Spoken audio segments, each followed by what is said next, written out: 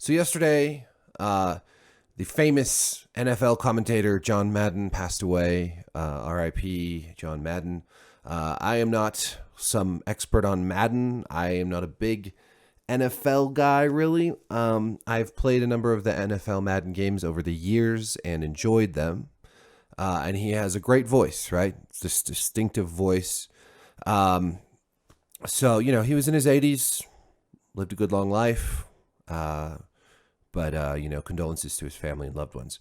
On Twitter, one of the worst places in the world, a Dr. Andrew McGregor decided to start making some comments about Madden, and it's interesting kind of what rabbit hole he goes down. So he says, I have lots of opinions on John Madden. The creation of the Madden video game was not a great development for the U.S. It further glamorized violence and dehumanized capital B, black athletes, helping to establish plantation cosplay that has grown worse in the era of fantasy football. Holy shit. The Madden NFL glamorized violence and dehumanized black athletes. Now, just real quick. No, it did not glamorize violence. Certainly not more than the sport of football itself. American football is inherently a violent sport. They're not like kickboxing or something. It's violent because people tackle each other, and that freaking hurts, right? If you've ever been tackled, I mean, there is a lot of valid criticism of real NFL, the non-digital video game side of things, real NFL and football in general, for being a sport that can cause brain injuries and other, lifelong physical ailments for players of the sport. Plantation cosplay is such a bizarre way of looking at this, and the idea that it dehumanizes black athletes specifically, because I shall remind y'all, there are white and Hispanic and Asian and other races who play football in the NFL and elsewhere. How this specifically glamorizes violence and dehumanizes black athletes, well, let's see what else he has to say. The video game distanced the reality of the violent sport from fans and transformed human behaviors into artificial numbers and simulations. It glamorized athletes using their name for profits while encouraging fans to disregard the humanity. Madden built a digital plantation. At every point in his career, coach, announcer, video game producer, Madden profited off of capital B, black athletic labor, and glamorized the violence inherent in the game. He became ubiquitous and grew the NFL into the most popular game and hastened the development of esports. Okay. So much to unpack here. The video game... All right. First of all, Madden didn't create the video game. He licensed his likeness and voice and name to EA Sports, who created the video game. They made the video game. They just used his personality as a branding for the game, so that it wasn't just EA NFL. It was Madden NFL. Gave it a little more personality, right? Like Ubisoft's use of Tom Clancy's IP. So, Tom Clancy's Ghost Recon, Tom Clancy's Rainbow Six, all these things built off of the military fiction of Tom Clancy, but not made by Tom Clancy.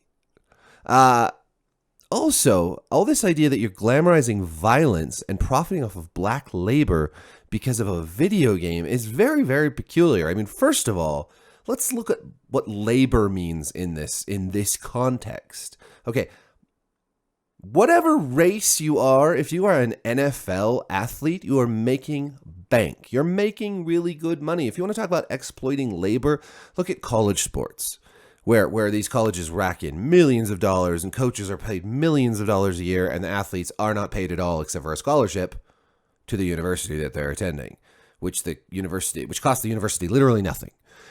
We can talk about exploitation there, and we can agree to disagree. You may not think that's exploitative. I might think that. Whatever.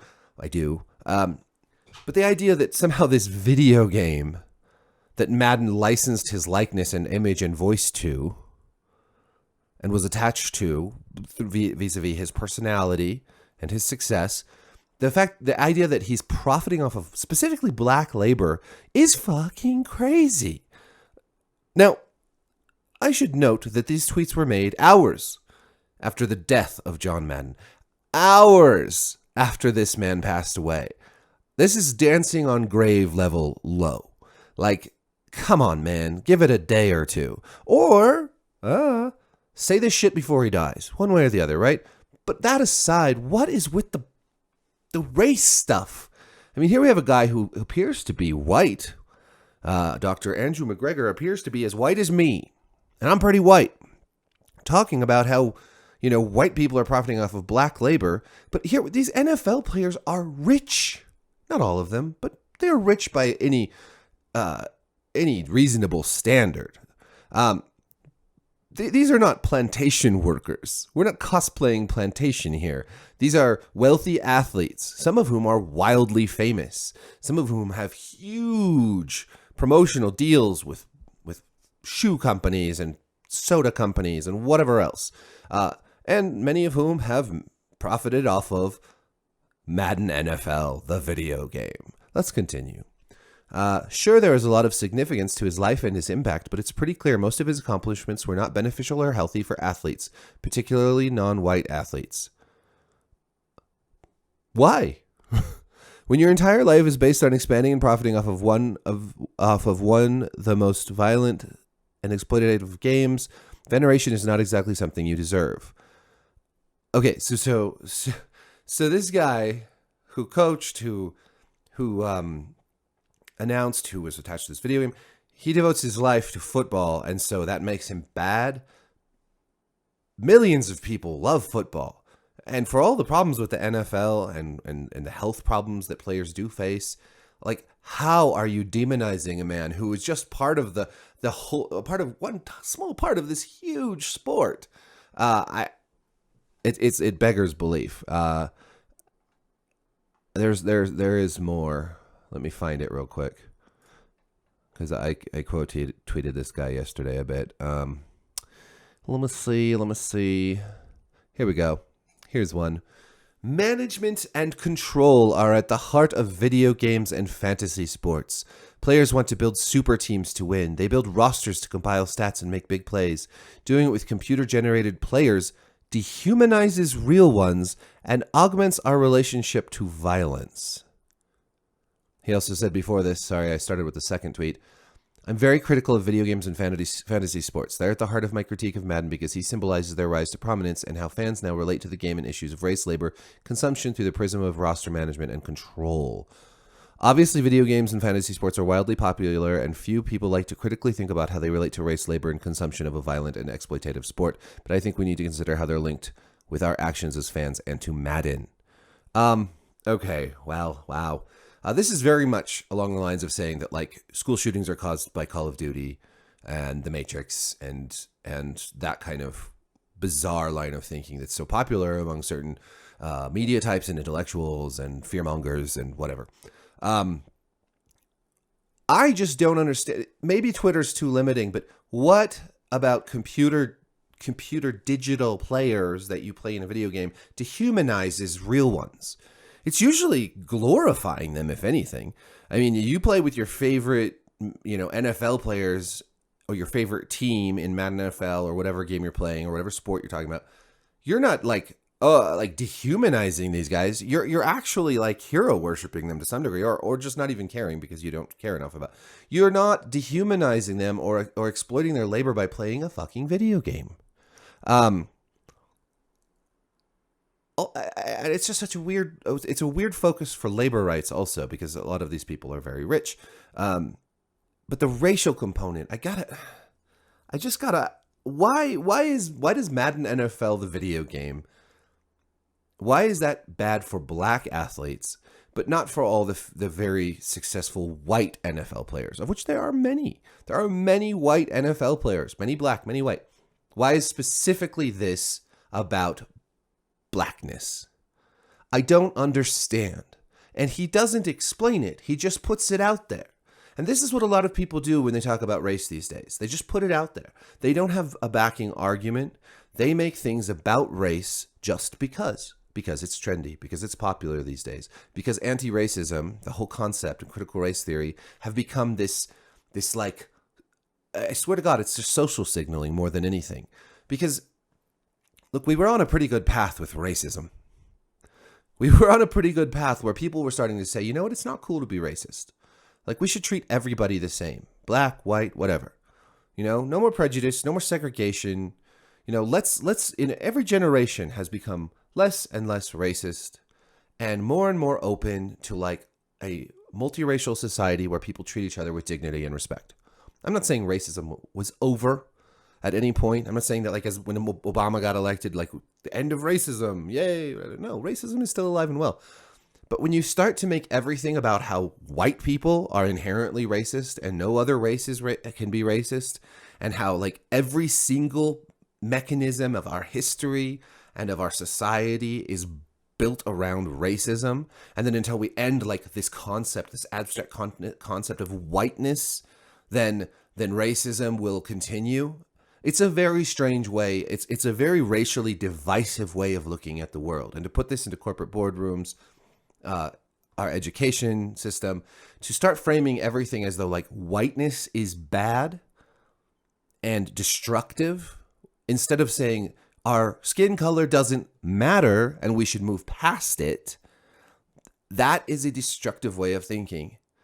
And it's so bizarre to me that people say that you're racist for thinking that. Because I want everyone to treat each other with dignity and respect. I want to treat everyone that way myself personally. Like Michael Jackson said, it doesn't matter if you're black or white. It doesn't. I mean, he kind of had issues with that for himself, obviously. But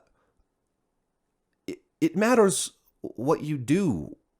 It matters what your actions are. It matters what you say. It matters how you treat people. Do you treat people badly because of the color of their skin? Then you're a fucking racist. It doesn't matter if you're black or white. You can be a racist. Are there structural inequities baked into our society? Hell yeah, there are. Yes. That's why we need things like police reform. That's why we need to talk about our checkered past, the slavery, the segregation, Jim Crow. All those things are important, and we should teach them in school. But we get hung up on things like critical race theory, which doesn't just teach what happened. It's a lens through which you view what happened through a specific ideology. Now that's fine for college level or advanced level learning. We should look at different theories. We should look through different lenses. We should have different approaches to understanding and analyzing history. But you have to stop treating this as such a divisive issue. It should be a humanizing and unifying issue, the issue of racism.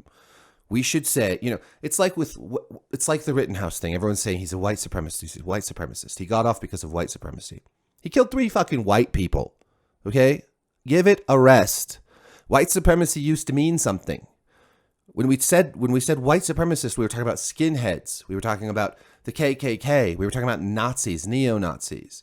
We were talking about, Richard Spencer and his ilk.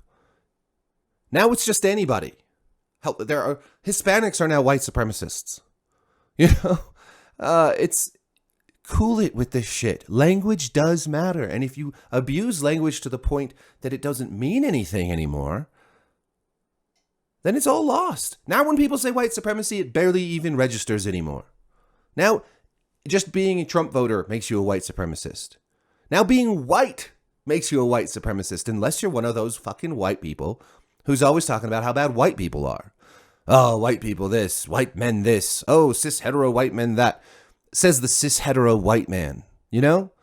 Like, you don't have to defend white people, but quit acting like you get to not be white because you talk about how bad white people are. You're still white. You can't escape it. You just can't. You can actually listen to black people once in a while instead of speaking for them. The whole Chappelle, the closer thing was a great example of how a bunch of white people got super offended by a black person. A bunch of white people who are constantly talking about how whiteness is so bad But they don't understand. They just don't even try to understand most black people who are mostly more conservative than the white progressive college educated coastal elites, right? Most black people, even black Democrats, are more conservative than your average Twitterati, college educated, media, woke SJW type. That's the fact. That's just a fucking statistical fact. Anyways, I've gone on long enough.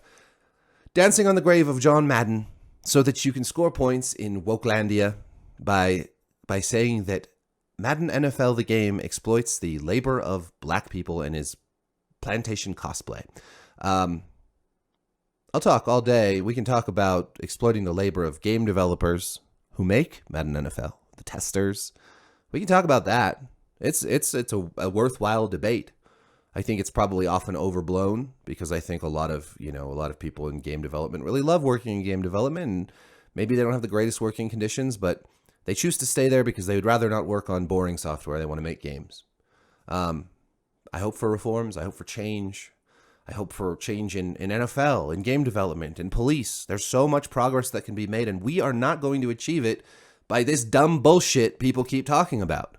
This is my problem with the whole woke agenda. It's not that I'm not for progress. It's not that I'm not for reform. It's that this shit it's not going to work. It's just going to make a bunch of language policing and nonsense rule the day. And most normal people whose lives aren't spent obsessing over Twitter and trying to please their this tight-knit niche circle of SJW types. It's not effective politics. It just makes the world less fucking pleasant. Anyways, R.I.P. John Madden.